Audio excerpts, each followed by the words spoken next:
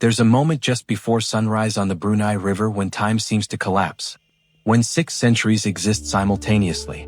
When you can stand in one spot and see both the 15th century and the 21st, not as history and present, but as neighbors, living side by side, breathing the same air, sharing the same water. But this isn't a heritage site. It isn't a reconstruction. These wooden houses on stilts aren't museums, they're homes. People are waking up inside them right now. Children are getting ready for school. Grandmothers are preparing breakfast, and they're doing it the same way their ancestors did 600 years ago. Welcome to Brunei Darussalam, the abode of peace. A nation so small you could drive across it in 2 hours. So wealthy its citizens pay no income tax. So traditional that Friday afternoons the entire country stops for prayer. And so contradictory that it defies every category we try to place it in. This is not Thailand. This is not Malaysia. This is not Indonesia. Brunei is something else entirely. A country that chose a different path when the rest of Southeast Asia was racing toward modernization. A place where an absolute sultan rules over one of the world's highest per capita GDPs.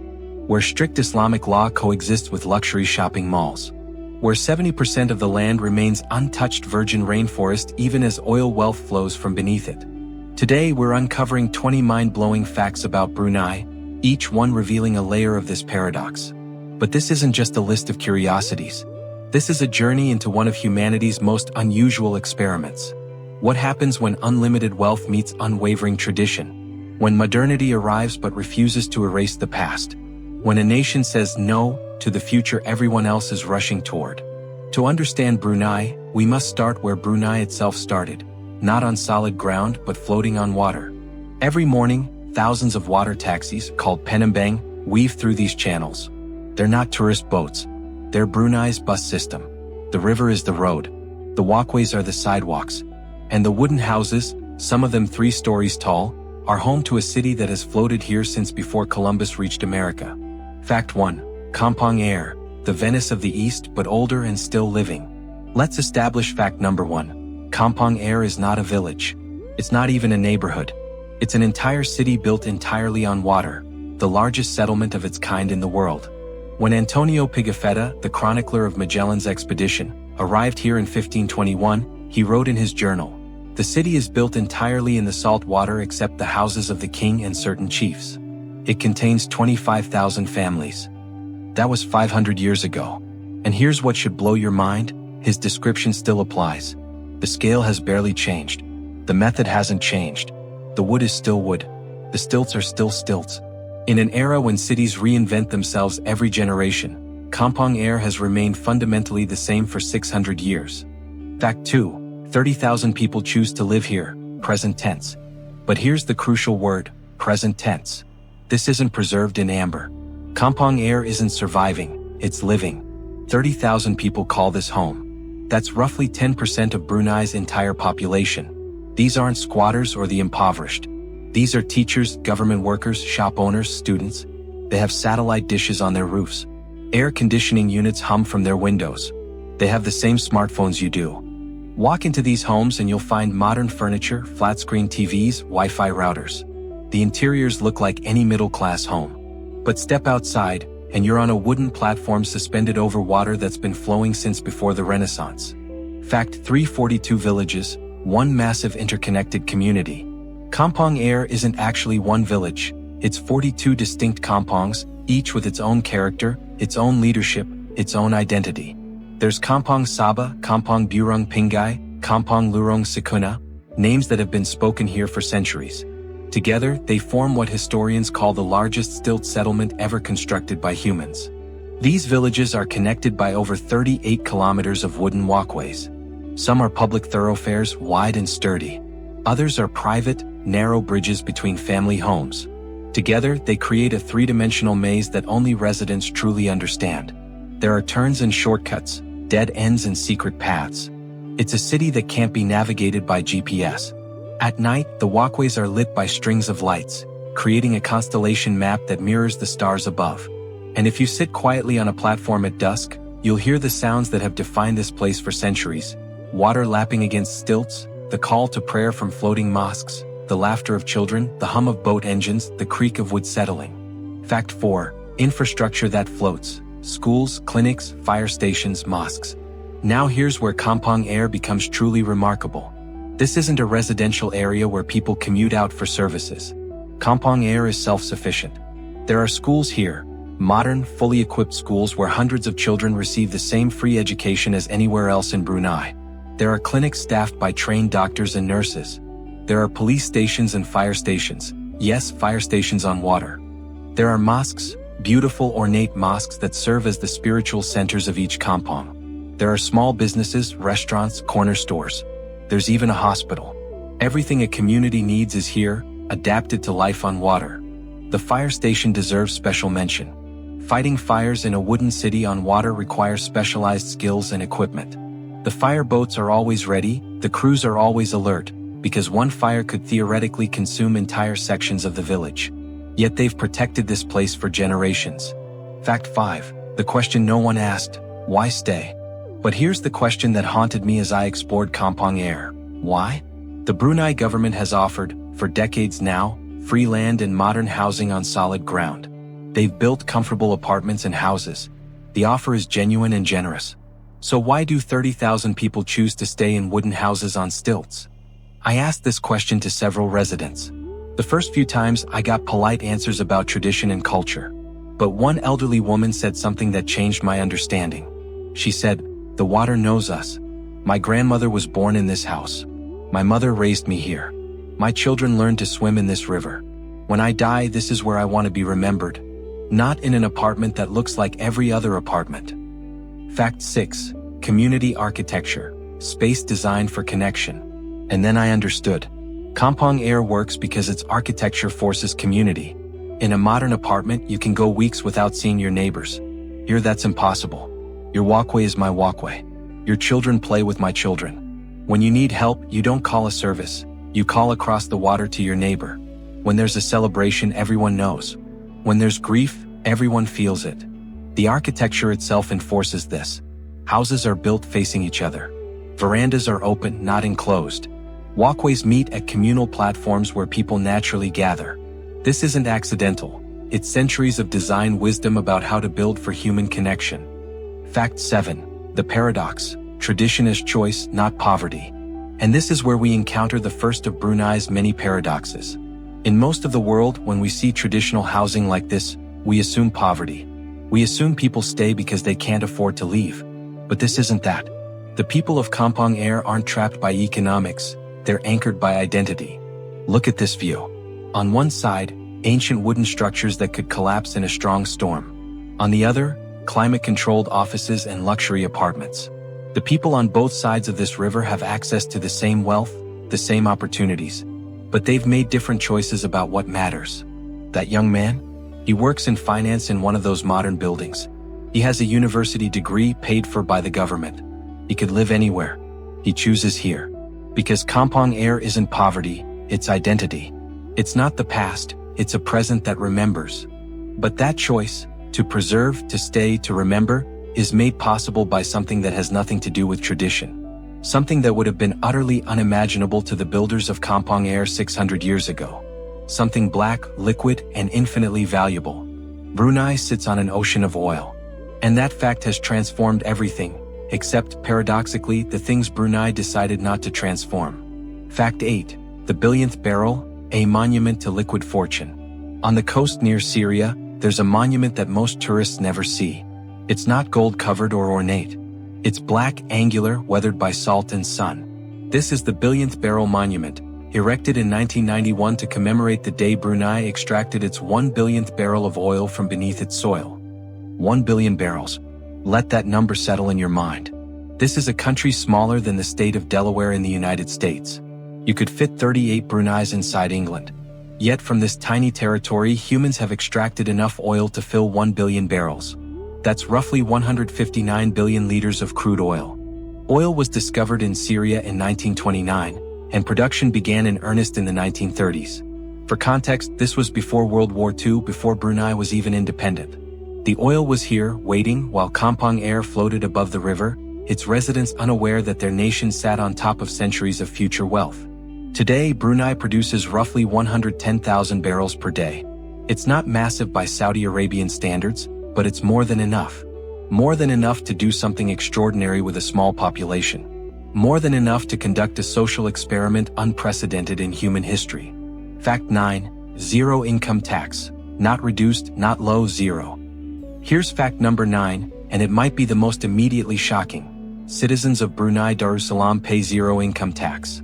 Not 5%. Not a reduced rate for the wealthy. Zero. You earn money, you keep it. All of it. The government takes nothing from your paycheck. Think about what that means. In the United States, federal income tax alone can reach 37%. In Denmark, it can exceed 50%. In Singapore, it ranges up to 22%. But in Brunei, nothing. A doctor, a teacher, a business person, they all keep their entire salary. Now, this isn't because Brunei has figured out some magical economic formula. It's not because their government runs on air and optimism. It's because oil revenue completely eliminates the need for income tax. The ground itself pays for the government. Fact 10. Free healthcare, not subsidized, free. But the absence of income tax is just the beginning of the oil paradox. Brunei has taken its petroleum wealth and constructed a social safety net that would make Nordic countries envious. Healthcare in Brunei costs citizens $1. $1 Brunei dollar for medical consultations. And that $1? That's not per treatment. That's the symbolic fee to access the healthcare system. After that, surgery, free. Medication, free. Specialist consultations, free. Emergency care, free. If a citizen develops cancer, heart disease, needs an organ transplant, free. This isn't basic care in understaffed clinics. These are modern hospitals with trained doctors, many of whom studied abroad. The equipment is contemporary. The standards are high. And if Brunei can't provide a specific treatment domestically, the government will fly you to Singapore or elsewhere and pay for it there. Fact 11. Free education, including university. Education follows the same pattern. From primary school through university, education is completely free for citizens. But more than that, exceptional students are sent abroad to study at top universities around the world, all expenses paid by the government. Want to study engineering at Cambridge? Medicine at Oxford? Computer science at MIT? If you qualify academically, the Sultan's government will pay your tuition, your housing, your living expenses, and give you a stipend. The only requirement?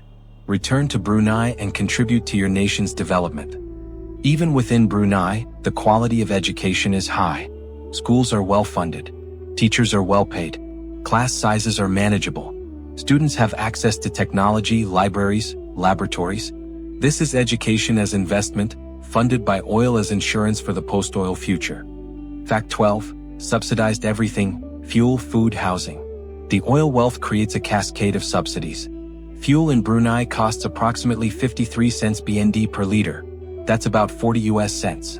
In much of Europe, it's over $2 per liter. In Brunei, filling your tank costs less than a meal. Food is subsidized. Rice, the staple grain, is sold at government-controlled low prices.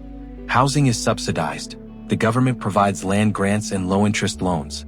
Some residents receive direct cash payments. Utilities are heavily subsidized. Electricity, water, the costs are kept artificially low. The result?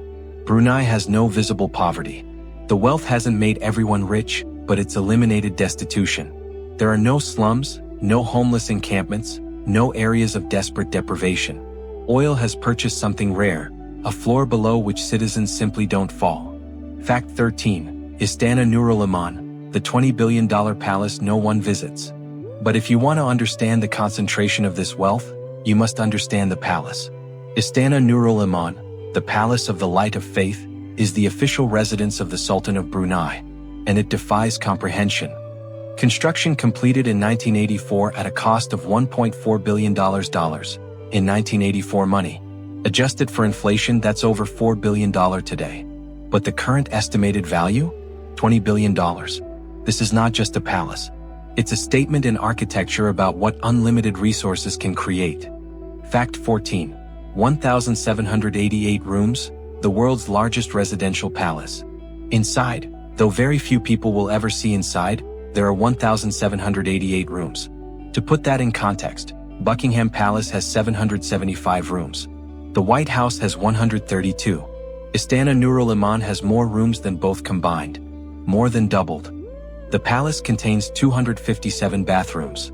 a banquet hall that can seat 5,000 people, a mosque that can accommodate 1,500, 5 swimming pools, a 110-car garage, an air-conditioned stable for 200 polo ponies.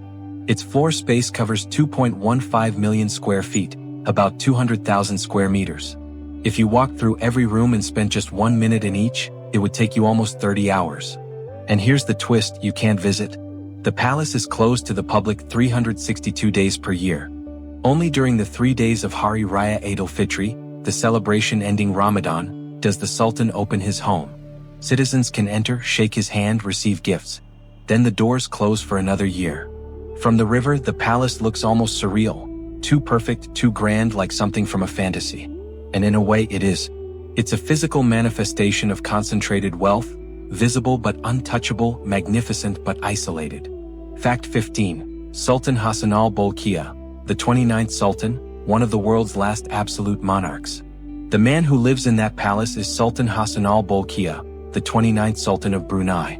That number, 29, represents an unbroken royal line stretching back to the 14th century. 29 sultans across roughly 650 years. That's fewer than 6 sultans per century, suggesting long reigns and stable succession. But Sultan Hassan al-Bolkiah isn't just a constitutional figurehead like European monarchs. He's an absolute monarch. He holds complete authority over the state. He's the prime minister, the minister of defense, the minister of finance, the commander-in-chief of the armed forces. All executive power flows from him. In an era when most monarchies are ceremonial, Brunei remains one of the last absolute monarchies on earth. The Sultan's word is literally law. There's no elected parliament that can override him. No constitution that limits his power. In Brunei, by royal decree isn't a historical phrase, it's how things actually work. Fact 16. The 29 golden domes of Jami' Hassan al-Bolkiah Mosque. And if you want to see how this absolute power manifests in architecture, visit the Jami' Hassan al-Bolkiah Mosque. Count the domes. 29 golden domes, each one representing the 29th Sultan. This isn't subtle symbolism. It's mathematics made visible, identity encoded in gold. Completed in 1994 to commemorate the Sultan's 25th year of reign, this mosque is one of the largest in Southeast Asia. It can accommodate 5,000 worshippers inside and another 3,000 in the courtyard. The domes aren't just golden colored, they're covered in real gold. The architecture blends traditional Islamic design with contemporary engineering. Inside, look up. The ceiling reveals interconnecting beam networks that create geometric patterns, a structural necessity transformed into art. The tile work features precise Islamic geometric patterns, no two sections quite the same. The calligraphy quotes verses from the Quran, rendered in styles that master calligraphers spent years perfecting. Every detail here cost more than most people spend on their entire home. Yet this is a public space. Citizens come here daily to pray. It's not a monument to visit, it's a living place of worship. The oil wealth has created something genuinely beautiful and genuinely functional. But those 29 domes remain the key symbol. They remind everyone who enters, this is the 29th Sultan's reign. This is his legacy. In gold. But wealth and power in Brunei don't exist in a secular vacuum. To understand this nation, you must understand that Islam isn't just the majority religion. It's the foundation of national identity, the framework of law, the rhythm of daily life. Fact 17. Omar Ali Saifuddin Mosque, the floating masterpiece. This is the Omar Ali Saifuddin Mosque, named after the 28th Sultan, the current Sultan's father. Completed in 1958, it's considered one of the most beautiful mosques in the Asia-Pacific region. And when you see it, especially at sunset, you understand why. The mosque sits on an artificial lagoon, designed to make it appear to float. The effect at dusk, when the building is illuminated, is almost supernatural. The golden dome, covered in pure gold, glows against the darkening sky. The white Italian marble walls reflect perfectly in the water, creating a mirror image that doubles the impact. Fact 18. The Malagai, a royal barge frozen in stone. But look at that structure in the lagoon, the Malagai, the ceremonial boat. This isn't decorative whimsy. It's a full-scale replica of a 16th century Malagai Diraja, a royal barge that would have carried sultans during ceremonial processions. Built from stone and concrete, it sits permanently in the lagoon, representing Brunei's maritime history. In centuries past, the sultan's power was projected through naval might. These royal barges were symbols of authority, covered in gold and precious woods, rowed by dozens of oarsmen. Now, this stone replica reminds everyone that Brunei's power once came from the sea, before it came from beneath the ground. The mosque's materials tell a story of global reach. The marble came from Italy, the granite from Shanghai, the crystal chandeliers from England. The carpets were custom woven. This is oil wealth deployed for spiritual purposes, creating a space where the sacred and the opulent merge. But walk inside during prayer time and the opulence fades into background. You see men in prayer, their foreheads touching carpets that cost more than cars, but their attention completely on the divine. The beauty serves the worship, not the other way around. Fact 19. Sharia law in a modern state, the uncomfortable complexity. Now we come to one of the most complex and controversial aspects of modern Brunei. In 2014, Sultan Hassan al-Bolkiah announced the implementation of Sharia penal code, completing its rollout in phases through 2019. This wasn't hidden or subtle, it was announced proudly as a return to Islamic legal principles. The international reaction was immediate and intense. The code includes provisions for corporal punishment and capital punishment for specific offenses. Hotels and businesses faced boycotts. Celebrities and human rights organizations condemned the move. The European Parliament passed resolutions. The controversy was fierce. But here's what makes Brunei confusing for outside observers. Daily life doesn't look like the headlines suggest. Walk through Bandar Seri Begawan and you see modern life proceeding normally. There are no religious police on every corner. No atmosphere of fear. People laugh, shop, gather at cafes. The complexity is this. Brunei has implemented strict religious law while maintaining a modern, technology-connected society. These aren't separate spheres, they're the same people. A young woman might follow strict religious guidelines while maintaining an Instagram account. A businessman might attend Friday prayers and then close a deal using blockchain technology. Shopping malls sell international brands. People watch Netflix. Cars are luxury models. The internet is fast. Restaurants serve diverse cuisines, minus alcohol. Surface-level modernity coexists with fundamental traditionalism. Fact 20. Alcohol prohibition, total and enforced. Alcohol is completely banned in Brunei. Not restricted to certain areas. Not limited to Muslims. Banned for everyone. Non-Muslim visitors can bring in a limited quantity for personal consumption in private, but public drinking is illegal. There are no bars, no nightclubs, no wine with dinner. For many Western visitors, this is harder to adapt to than any other aspect of Brunei. Social life in much of the world revolves around drinking. But in Brunei, socialization centers on food, conversation, family gatherings. The absence of alcohol isn't a missing piece. It's not part of the equation at all. And social life thrives anyway. The night markets are packed. Cafes are full of young people socializing. Families gather for elaborate meals. The assumption that social life requires alcohol simply doesn't apply here. It's different, not diminished. Fact 21. The Friday shutdown, mandatory weekly disconnection. Every Friday afternoon, something happens that's increasingly rare in our hyper-connected world. Everything stops. Not by custom, not by suggestion, by law.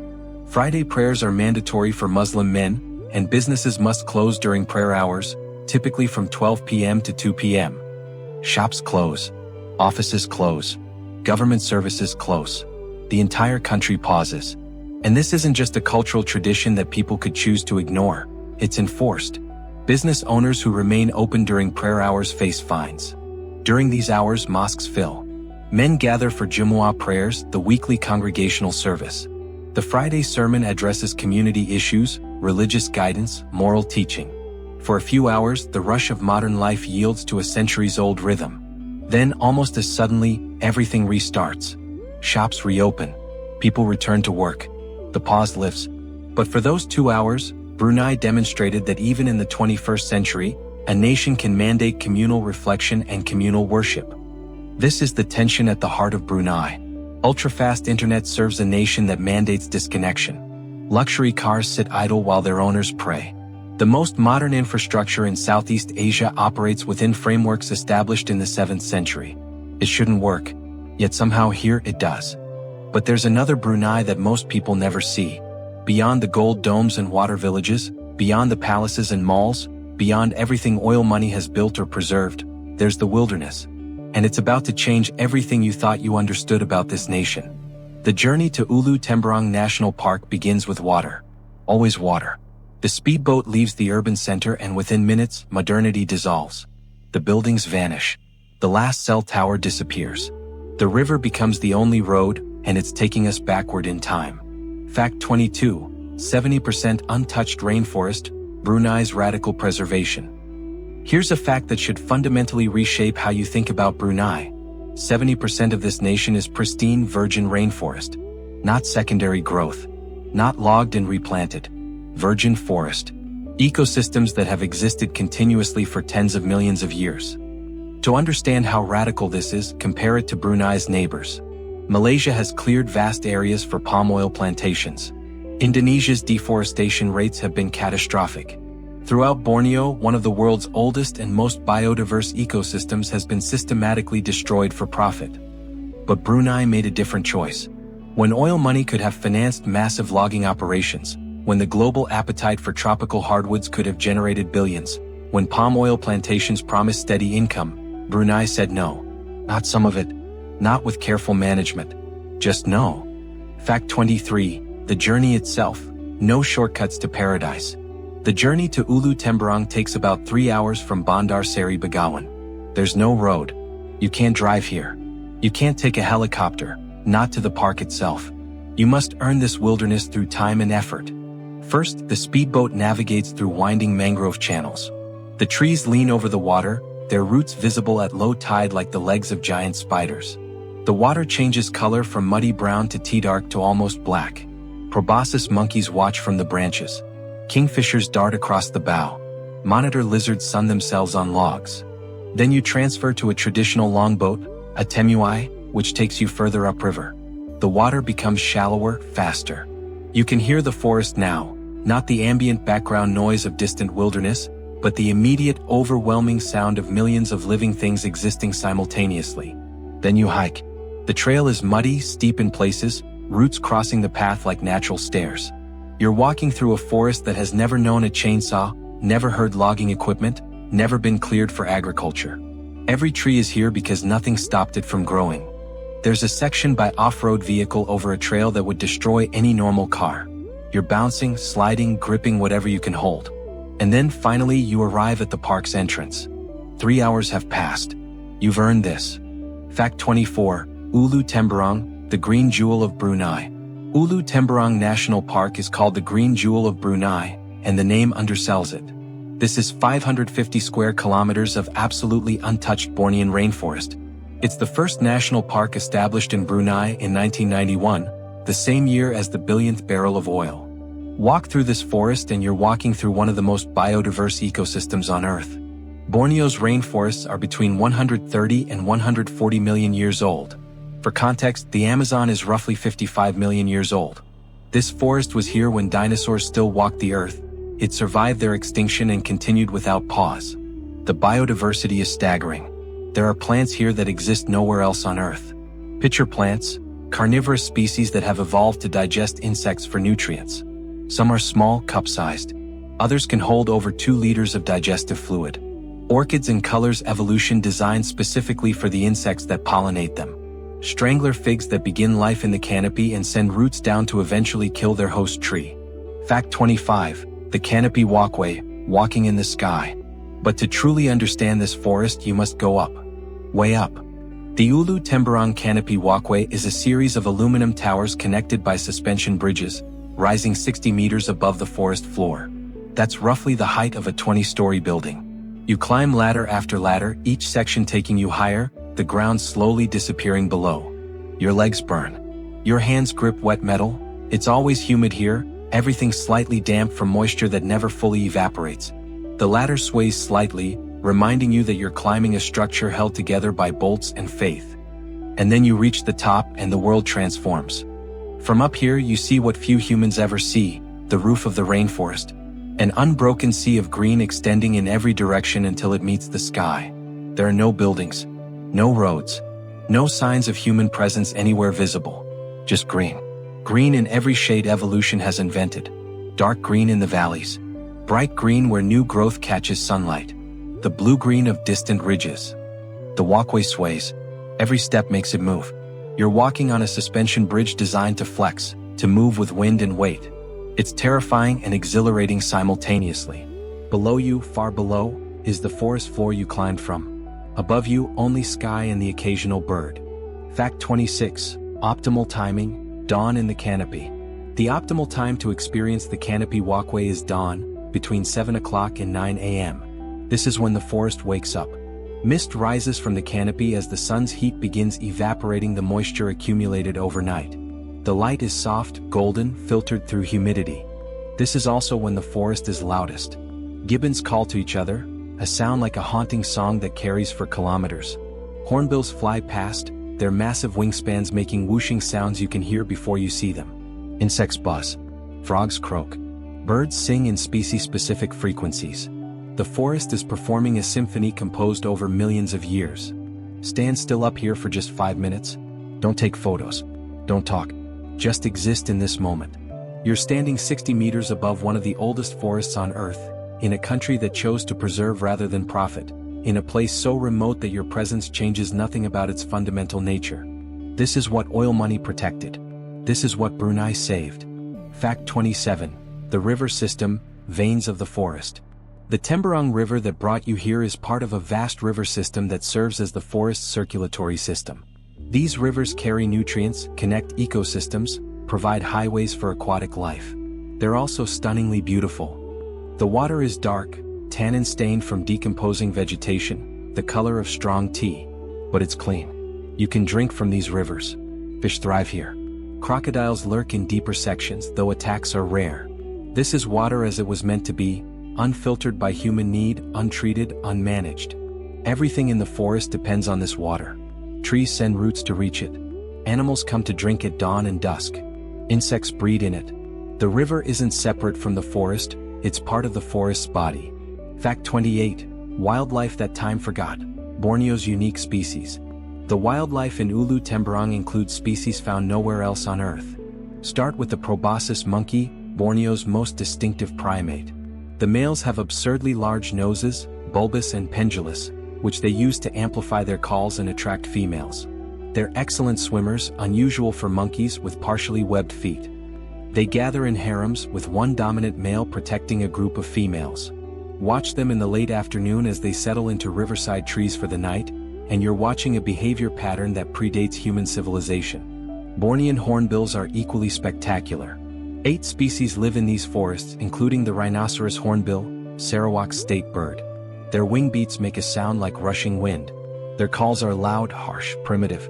They nest in tree cavities, and the female seals herself inside with mud, leaving only a small slit through which the male feeds her while she incubates eggs. Orangutans are occasionally spotted in Brunei's forests, though they're more common across the border in Malaysian Borneo. These are Asia's only great apes, our close relatives, swinging through the same trees humans evolved from climbing. They're critically endangered, their habitat shrinking everywhere, except in places like this, where protection was chosen over profit. But don't overlook the smaller wildlife. Stick insects as long as your forearm, perfectly camouflaged against bark. Tree frogs in colors evolution designed for warning or attraction. Bright green, vivid blue, shocking red. Flying lizards that glide from tree to tree on wings of stretched skin. Every branch, every leaf, every square meter hosts multiple species. Fact 29. Carnivorous plants, evolution's elegant solution. The pitcher plants deserve special attention. In nutrient-poor forest soils, some plants evolved to hunt. Nepenthes species, pitcher plants, grow modified leaves that form deep cups filled with digestive fluid. Insects are attracted by nectar at the rim, slip on the waxy surface, fall in, and are slowly dissolved. The largest species, Nepenthes raja, can hold over 2 liters and has been found containing drowned rats. Evolution, operating without consciousness or intent, designed a perfect trap through millions of years of trial and error. You're looking at survival made visible. Fact 30. Seasonal considerations, wet versus dry. The experience of Ulu Temburong changes with the seasons. The wet season, October through January, brings daily rain, usually in the afternoon. The forest becomes even lusher if that's possible. Waterfalls swell. Rivers rise. The mist is thicker. Everything is intensely green, almost aggressively alive.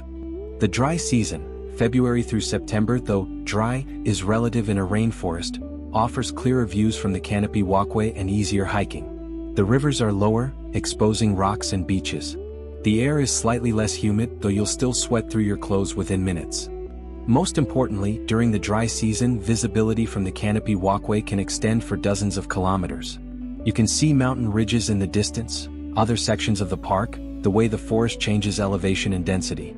The wet season's mist is beautiful but limiting. You might see only a few hundred meters before everything dissolves into white. But here's what I learned spending time in both the wilderness and the city. Brunei's real treasures aren't its oil or its forest. They're in the moments that can't be built with wealth or protected by law. They're in the everyday actions that create culture. Every evening in the capital, something magical happens. A transformation that's both completely ordinary and slightly miraculous. Fact 31. Gedong Night Market, the daily ritual. The Gedong Night Market, Pasar Malam Gedong, doesn't exist during the day. The location is just an empty lot. But every afternoon, it assembles itself like a living organism. Vendors arrive with prefabricated stalls. Within hours, a complete market materializes. By 6 p.m. it's a full ecosystem. Dozens of stalls selling food, clothes, electronics, handicrafts. But focus on the food, because this is where you taste Brunei's identity. Fact 32. Satay, the universal language. Satay stalls are everywhere, grilling skewered meat over open flames. The smoke is thick, fragrant with cumin, coriander, turmeric. The vendor fans the flames, the meat sizzles, fat drips onto coals creating bursts of fire. Each stick costs almost nothing, but each one is made with attention to a recipe passed down through generations. Watch the vendor work. No wasted movement. Each skewer rotated at the perfect moment. The fanning creates precise heat control, hotter here for searing, cooler there for cooking through. This is expertise acquired through repetition, knowledge that exists in muscle memory rather than written recipes. People eat standing up, gathered around the stall, dipping the meat in thick peanut sauce. Strangers stand shoulder to shoulder, sharing space and experience. For these moments, social hierarchy dissolves. Rich and poor eat the same satay from the same vendor for the same price. Fact 33. Ambyet, the national dish no one expects. But the real test of cultural authenticity is ambyet. This is Brunei's national dish, and it looks profoundly unappealing. It's made from the interior of the sago palm, processed into a starch, mixed with water, and heated until it becomes a thick, sticky, almost glue-like substance. You eat it with a special bamboo fork called a candas. You roll the fork in the ambyet, twirling like pasta, then dip it in a sour fruit sauce or spicy sambal and swallow it. You don't really chew ambyet, you just swallow. The texture is unlike anything else, somewhere between tapioca and rubber cement. Tourists often hate it. Bruneians love it. But more importantly, they love eating it together. Ambyet is a communal dish, multiple people rolling their forks in the same bowl, sharing side dishes, talking and laughing between bites. The food itself is secondary to the ritual of sharing it. The side dishes are where the flavor lives: grilled fish, jungle ferns, spicy sambal made from chilies and shrimp paste. Ambyet is the vehicle, the excuse for the meal, but not the point. The point is the gathering. Fact 34. Key, sweet artistry. And then there are the key, traditional sweet snacks that are small works of art. They're made from rice flour, coconut, palm sugar, pandan leaves for green color and fragrance. Some are steamed, some are grilled, some are fried. Key lapis has 9 distinct layers, each one steamed separately before the next is added. It takes hours to make one pan. Key saramuka is two-toned, white coconut rice base, green pandan custard top. Key sago looks like tiny jewels, translucent and colorful. The elderly women who make these often learned from their mothers, who learned from their mothers. Each family has slight variations in recipes. A bit more sugar here, a different proportion there.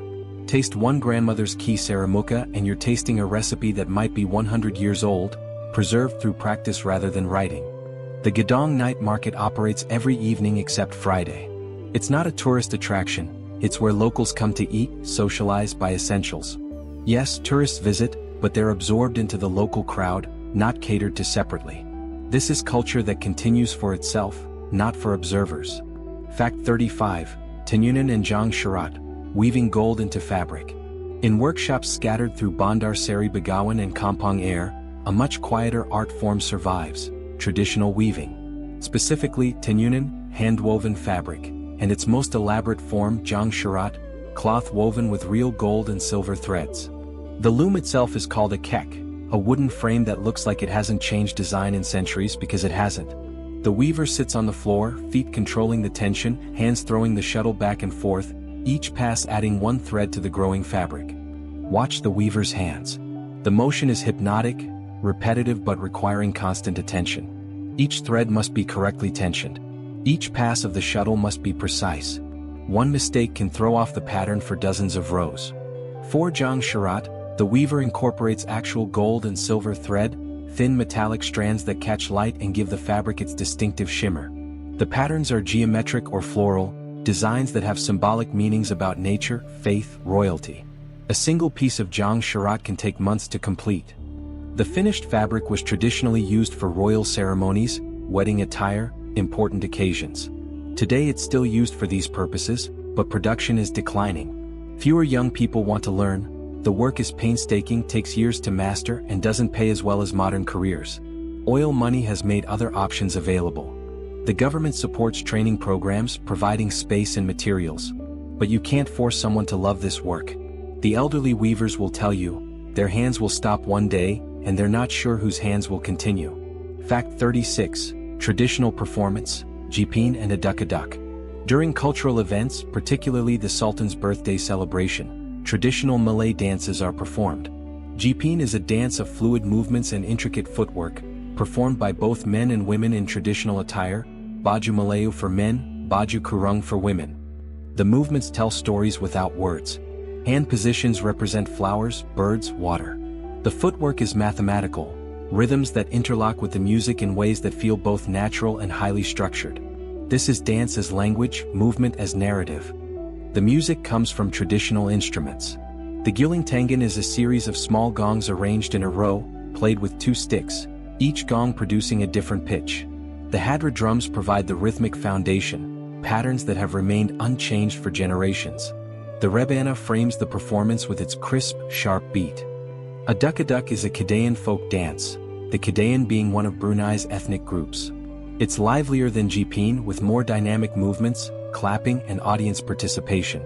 Watch it performed at a community gathering and you'll see elders knowing every movement, children learning by imitation, the transmission of culture happening in real time. But watch the audience as closely as the performers. See the elderly swaying slightly, their bodies remembering movements from decades ago. See them mouthing the words to songs their grandparents taught them. This is culture that lives in bodies, not just books. Fact 37. The clothing, traditional attire as daily wear. Walk through Brunei and you'll notice something unusual compared to many Asian nations. Many people still wear traditional clothing regularly, not just for special occasions. Men wear baju Melayu, a loose-fitting tunic over trousers, often with a songkok cap. Women wear baju kurung, a long-sleeved tunic over a long skirt, usually with a headscarf. This isn't costume. It's everyday business attire. Government workers wear it to offices. Teachers wear it to school. You'll see someone in traditional clothing using a laptop, driving a Mercedes, buying groceries. The clothing is traditional, the activities are modern.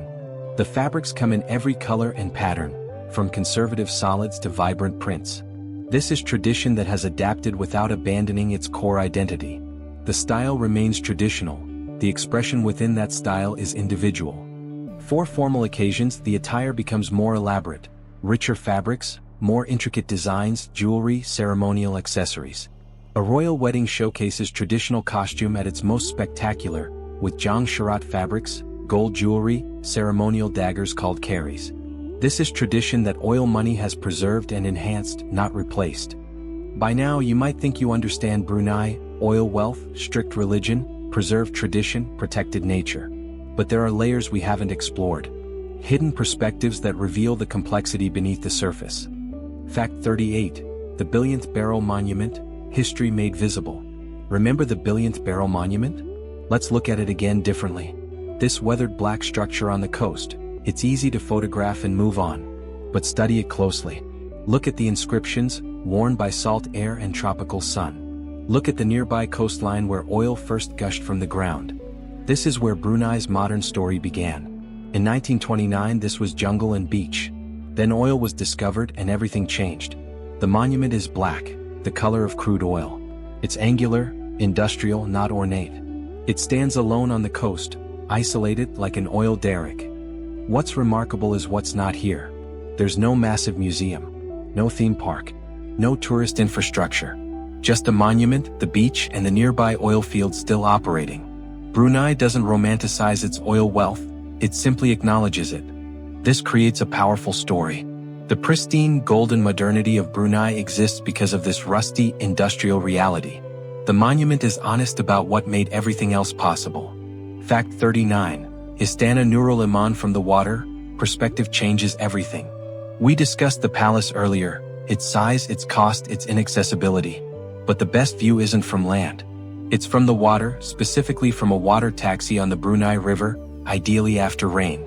From the river, the palace's scale becomes visceral rather than statistical.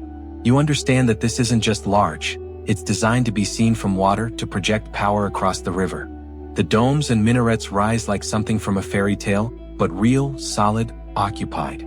The water-level perspective emphasizes the palace's isolation. It sits on perfectly manicured grounds, separated from the city by carefully maintained distance. It's regal specifically because it's removed. You can see it, but you can't reach it, at least not 362 days per year. After rain, puddles form in the bottom of the water taxi. Look down, the palace reflects in these temporary mirrors. This accidental framing, palace reflected in a puddle in a humble boat, somehow captures Brunei's contradictions better than any deliberate composition. Fact 40. The brutal contrast, water village meets corporate tower. But the single most powerful in Brunei is this: a weathered wooden house on stilts directly in front of a modern corporate high-rise. No transition. No gradual change. Just centuries collapsing into one frame. Look at the textures. The wooden house has planks worn smooth by humidity, warped by years of exposure, darkened by sun and water. The building behind is glass and polished steel, reflective, clean, contemporary. Two different centuries, two different philosophies of construction, two different relationships with the environment. But they share the same river. The office workers in that tower might have grown up in houses like the one in the foreground. The children playing on those wooden walkways might one day work in that glass building. This isn't conflict, it's coexistence.